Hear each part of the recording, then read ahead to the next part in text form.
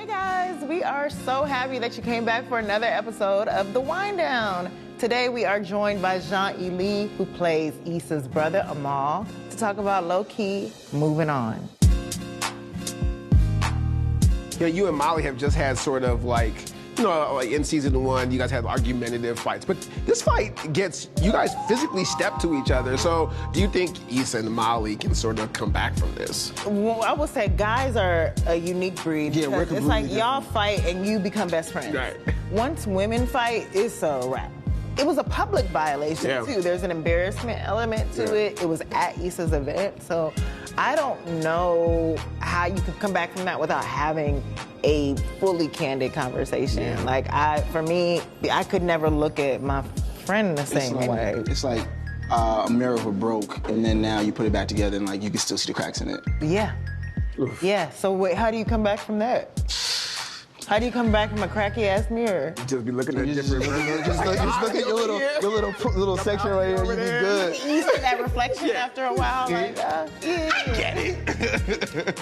One of my favorite moments this episode is Kelly pretending to be British and you attempting to call her out on it. Can you talk about just even filming that scene and the Amal and Kelly dynamic? I think Kelly is brilliantly basic. She's so brilliant.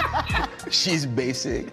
And like the fact that she thought she was gonna pass off South Central London.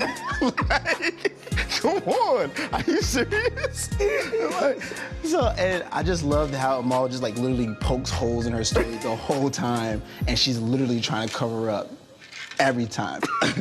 So one of the things I think we can pose is I wanted to talk about Issa's imposter syndrome at the beginning of the episode, and then finally giving herself credit for pulling it off at the block party. Yep. That's real. I mean, we've all had projects, we've all, put ourselves out there, and there's no worse feeling than feeling like, why did I think that I could actually pull this off? Yeah. But she did it. Like, no one can take that from her. She sure did. That energy is good, right? That energy of like, I don't want to be seen as an imposter. And obviously, Issa, the character, has had a lot of big ideas and not always the best follow through. And I think this is like, I've got investors and people putting their money in on this thing. And this is like, I think for my professional career as well, this ain't like something that's just like, it's just gonna get seen by my girlfriend. This is like, I did this for the neighborhood. And there is And I think even in the back of her mind, like her best friend didn't want to ask her boyfriend because she didn't necessarily fully believe that this wasn't one of those schemes, that it wasn't gonna be executed properly. That it could actually pan out. Exactly, and so there's an element of like proving herself, and that pressure is the fucking worst. Yeah. How have y'all dealt with imposter syndrome when you know you're capable? Ooh, I'm still working through that right now. Like, I literally Googled imposter syndrome, like, I deal with this shit all the time. But I'm like, I'm trying to work through it, really like calling myself on my shit, journal.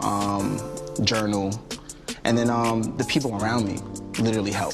Yeah. For me, the fear is not necessarily that I'm gonna be found out as that I'm projecting something I'm not, but that who I am isn't enough, and that's exactly what it is. I remember one time I was on a show, and one of the best things I thought the showrunner ever did was say, I don't know.